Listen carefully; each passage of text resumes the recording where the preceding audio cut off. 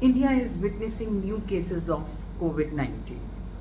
Government authorities says not to panic but be prepared for any situation amongst this rising surge of COVID-19 cases. Monitoring, alertness, surveillance, key to the preparedness for COVID-19 patients. नमस्कार दोस्तों, कैसे हैं आप सब लोग। कोविड-19 के cases फिर से बढ़ने लगे। क्या ये एक अलर्ट या कोई डेंजर का सिग्नल है या अलर्टनेस ही काफ़ी है, मॉनिटरिंग ही काफ़ी है, सर्वेलेंस ही काफ़ी है?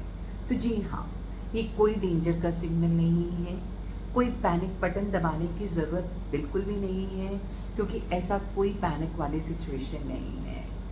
कोविड का वायरस हवा में है, 50 साल तक आपका बीच बीच में छोटी छोटी वेव्स आती रह सकती हैं, जिसके लिए पैनिक करने की बिल्कुल भी आवश्यकता नहीं है। तो करना क्या है और क्या इसके आंकड़े कह रहे हैं? देखिए, आंकड़े कहते हैं कि एक्टिव केसेस 10 दिन में बहुत ज़्यादा बढ़ गए हैं। 257 जो 19/5 को रिकॉर्ड किए गए थे, 26/5 को 1009 केसेस इंडिया में एक्टिव केसेस पाए जा रहे हैं, जिसमें से कि 752 न्यू केसेस ओवरऑल इंडिया ने रिपोर्ट करे हैं, इंक्रीज इन 752 केसेस, और 7 डेथ्स भी रिपोर्ट करी गई हैं पिछले हफ्ते में, जिसमें कि 1 डेथ कर्नाटका से आई है और 4 डेथ्स महाराष्ट्र में हुई हैं। पैटर्न ऑफ स्पाइक फिर वही है जैसे पहले होता था। केरला सबसे नंबर 1 पर, केरला, कर्नाटका, तमिलनाडु, दिल्ली, सभी 12 राज्यों में कई केसेस पाए गए हैं, जिसमें कि केरला में 430 केसेस हैं, महाराष्ट्र में 209 एक्टिव केसेस हैं, Delhi reports 104 active cases, Gujarat में 83, कर्नाटका में 47, यूपी में 15, वेस्ट बंगाल में 12, उसके अलावा हिमाचल प्रदेश, जम्मू कश्मीर, बिहार और असम में भी केसेस पाए गए हैं। एक नया वेरिएंट देखा गया है जो कि ओमिक्रॉन लाइनेज का ही है। 2 नए वेरिएंट्स हैं, NB.1.1.1.8.1 एंड LF.7। WHO कहता है कि ये वेरिएंट ऑफ मॉनिटरिंग है, उसने इसको वेरिएंट ऑफ इंटरेस्ट भी नहीं बताया अभी तक। तो वेरिएंट ऑफ कंसर्न तो एक तीसरा स्टेप आ जाता है। So it is just a variant of monitoring. आपको सिर्फ मॉनिटर करके देखते चलना है कि कहाँ तक चीज़ चल रही है, क्या खतरा ये पैदा कर सकती है या नहीं। यही वेरिएंट्स हैं जो देखे गए हैं कि which are behind the surge of कोविड-19 cases in various other countries like Singapore और चाइना, हांगकांग, इन सब में भी यही वेरिएंट पाया गया है। अब ये कितना सीवियर है और इसके लिए हमें क्या तैयारियां करनी चाहिए? सेंट्रल गवर्नमेंट और राज्य सरकारें सभी अलर्ट मोड पर हैं और हमको भी अलर्ट मोड पर रहना है, हमको भी प्रिपेयर्ड रहना है चीज़ों के लिए, क्योंकि individualistic approach, individualistic alertness is most needed.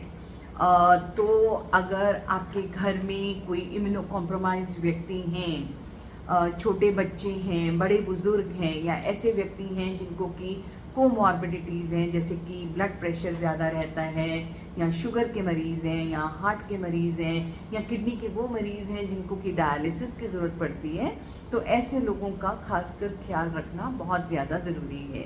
या कोई कैंसर पेशेंट्स हैं या किसी तरीके के भी मरीज़ हैं जिनको कि इम्यूनो सप्रेसिव ड्रग्स देने की ज़रूरत पड़ती है, ऐसे लोगों में ध्यान देना ज़्यादा ज़रूरी है, क्योंकि जैसे ही इम्यूनिटी गिरती है वैसे ही ये वायरस आपको अटैक कर सकता है।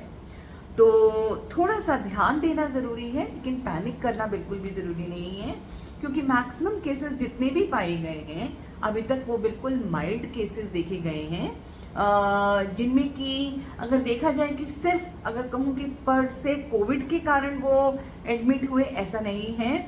बहुत सारे ऐसे लोग हैं जिनमें कि कोमॉर्बिडिटी साथ में देखी गई और पाया गया है कि जो ये 7 डेथ्स हुई हैं, ये वही लोगों की हुई हैं जिनमें कि पहले से कोमॉर्बिडिटीज़ यानी कि और कोई साथ में कोविड के साथ जुड़ा हुआ बीमारी थी। तो कोविड को हम कब कहेंगे कि सीवियर है? अगर कोई व्यक्ति अस्पताल में एडमिट होता है, खांसी जुकाम कोविड पॉजिटिव के साथ, और धीरे धीरे आप देखते हैं कि उसकी ऑक्सीजन लेवल्स गिरने शुरू हो जाते हैं, उसके लंग्स की कंजेशन बढ़ने शुरू हो जाती है, उसके लंग्स कोलैप्स करना शुरू हो जाते हैं, उसकी पल्स रेट बढ़ रही है या उसका बीपी बढ़ रहा है, उसके शुगर्स फ्लक्चुएट कर रहे हैं। तो ऐसे में हम कहेंगे कि ये व्यक्ति जो है, जो कोविड के कारण जिसकी परेशानी बढ़ रही है, और ऐसा अभी कुछ भी नहीं पाया गया है। पर हाँ, जिन लोगों को खांसी जुकाम हो रहा है, जो यंग हेल्दी इंडिविजुअल्स हैं, प्लीज़ अपने आप को क्राउडेड प्लेसेस में जाते हैं तो मास्क लगा कर जाइए, नहीं तो अगर घर पर रहते हैं और अडल्ट्स हैं, एल्डरलीज हैं आपके घर में या छोटे बच्चे हैं, तो उनसे थोड़ा सा डिस्टेंस ज़रूर रखिए, so that you do not infect them. क्योंकि हो सकता है कि आपके लिए तो बिल्कुल आप बहुत जल्दी से ठीक हो जाएं, लेकिन उनकी बीमारी बहुत लंबी चली जाए या वो किसी खतरे में ना आए। गवर्नमेंट्स ने इतनी प्रिपेयर्डनेस कर दी है कि हॉस्पिटल्स की अवेलेबिलिटी, हॉस्पिटल बेड्स की अवेलेबिलिटी, आईसीयू बेड्स की availability, oxygen, ventilators and medicine are well procured and stored in almost the entire country, several states. हर जगह पे ये प्रोक्योरमेंट और इसकी प्रिपेयर्डनेस बहुत अच्छे से कर दी गई है और करी जा रही है, because that is what is needed. यही हमको चाहिए कि हमारे पास प्रिपेयर्डनेस पूरी हो, ताकि खतरा या कोई परेशानी आने पर इमीडिएट ट्रीटमेंट दिया जा सके। तो अगर किसी को बुखार चल रहा है, खांसी है, जुकाम है, तो काइंडली अपने क्या कहते हैं, अपनी ऑक्सीजन मॉनिटर करनी मत भूलिए, कि जहां आप देखें कि आपके ऑक्सीजन लेवल्स 94 से ज़्यादा नीचे गिर रहे हैं, वहां पर immediately you need to go to the hospital and see your doctor. खासकर वो लोग जो डायबिटिक हैं, हाइपरटेंसिव हैं, दवा लेने के बावजूद भी अगर शुगर लेवल्स फ्लक्चुएट कर रहे हैं और बीपी फ्लक्चुएट कर रहा है, तो प्लीज़ अपने डॉक्टर से मिलिए। हार्ट पेशेंट्स हैं, किडनी पेशेंट्स हैं, अगर उनके किडनी के नंबर्स बढ़ रहे हैं, क्रिएटिनिन लेवल्स बढ़ना शुरू हो जा रहे हैं, या कुछ भी परेशानी बढ़ रही है, तो प्लीज़ अपने डॉक्टर से मिलिए। कैंसर पेशेंट्स या वो मरीज जो इम्यूनोसप्रेसिव ड्रग्स पर हैं, अगर उनको ऐसी कोई प्रॉब्लम आती है, तो ऐसे लोगों का it will be a good thing अगर वो हॉस्पिटल जाके, in case there doctor recommends कि उनको एडमिट होना चाहिए, तो ऐसे लोगों में एडमिशन्स की ज़रूरत पड़ सकती है और अपना खास ध्यान देने की ज़रूरत है। अदरवाइज़ कोई ऐसी पैनिक वाली चीज़ इसमें लग नहीं रही है। करना क्या है, वही आपको अपना कोविड अप्रोप्रिएट बिहेवियर मेंटेन करना है, हाइजीन मेंटेन करनी है, हाथ धोने हैं, 2 गज की दूरी रखनी है, कोशिश करें क्राउडेड प्लेसेस में मास्क पहने। छोटे बच्चों को अगर खांसी जुकाम है तो उनको प्लीज़ स्कूल ना भेजा जाए। बड़े बुजुर्गों को अगर खांसी जुकाम है तो उनका खासकर ध्यान रखा जाए, उनकी दवाई पहले शुरू कर दी जाए। देखिए, ट्रीटमेंट इसका वही है, सिम्टोमेटिक ट्रीटमेंट है। एंटीबायोटिक्स का कोई खास रोल है नहीं क्योंकि ये एक वायरल डिजीज़ है, तो एंटीबायोटिक्स का कोई खास रोल है नहीं। तो अननेसेसरी एंटीबायोटिक्स लेने की ज़रूरत नहीं है, कि जिसके चलते जब आपको एंटीबायोटिक्स की एक्चुअल में नीड, जेन्युइनली ज़रूरत होगी, तो आप उन एंटीबायोटिक्स से रेजिस्टेंट हो जाते हैं। तो आप अननेसेसरी एंटीबायोटिक खुद से ना लीजिए। लेना है तो आपके डॉक्टर बताएंगे। इनकेस कोई वायरल इन्फेक्शन के साथ कोई सेकेंडरी बैक्टीरियल इन्फेक्शन भी अगर होता है, तो ऑब्वियसली आपके डॉक्टर से सलाह लिए बिना मत लीजिए, बिकॉज आप फिर रेजिस्टेंस डेवलप कर लेते हैं। तो जितनी ज़्यादा चेकिंग हो रही है, उतनी ज़्यादा केसेस की ज़्यादा मात्रा पाई जा रही है। तो सिर्फ ये देखकर कि केस इतने बढ़ गए या इतने लोगों में आ गए, आपको, मुझे नहीं लगता, डरने की कोई खास ऐसी ज़रूरत है। तो पैनिक बटन दबाने की ज़रूरत नहीं है। केसेस बढ़ रहे हैं, हो सकता है अगले हफ्ते थोड़े से और भी बढ़ जाएं, बिकॉज इस वाले वेरिएंट की थोड़ी सी ट्रांसमिसिबिलिटी या इन्फेक्टिविटी ज़्यादा है।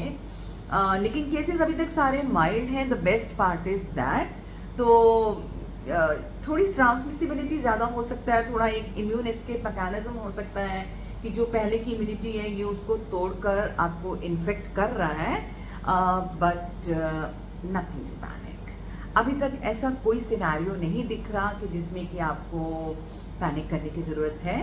आंकड़ों की तरफ देखने की बहुत ज़्यादा ज़रूरत नहीं है। जब अदरवाइज़ भी जब खांसी जुकाम होता है, मौसम बदलता है, इन्फ्लुएंजा वायरस आता है या फ्लू होता है, कॉमन कोल्ड भी होता है, तो केसेस तो बढ़ते ही हैं, 1 से 2, 2 से 4 ऐसे करके होते हैं। तो द सेम वे कोविड अब एंडेमिक है, आपकी हवा में है, तो केसेस तो बढ़ सकते हैं, इस तरीके की छोटी मोटी वेव आ भी सकती है। मेरे अपने एक्सपीरियंस से और बाकी जो इतने सीनियर डॉक्टर्स हैं, रिसर्चर्स हैं, सबके एक्सपीरियंस से ऐसा बिल्कुल भी नहीं लगता कि ये कोई खतरे का अंदेशा हो। तो प्लीज़ अपना ध्यान रखिए, अपने अपनों का ध्यान रखिए। जो बीमारियां हैं पहले से, कोमॉर्बिडिटीज़ हैं, वो अपनी दवा पूरी तरीके से लीजिए, अपने बीपी के नंबर्स को बिल्कुल नॉर्मल रखिए, अपने शुगर्स के नंबर को नॉर्मल रखिए। जिन लोगों को पहले से सांस की बीमारी है, प्लीज़ अपनी दवा और अपने इन्हेलर्स का पूरा उपयोग कीजिए। जो एस्थमेटिक हैं या जिनको सीओपीडी के जो पेशेंट्स हैं, अपने इन्हेलर्स या नेबुलाइजेशन ये रेगुलर लेते रहें, अपनी ऑक्सीजन चेक करते रहें। फीवर आता है तो ऑक्सीजन ज़रूर चेक करें, बीपी ज़रूर मॉनिटर करें, शुगर ज़रूर मॉनिटर करें। तो monitoring plays a big role. बाकी the government is alert enough and preparing it very well to take care for everyone. Bye bye and have a wonderful day ahead. आपकी दोस्त doctor सीमा।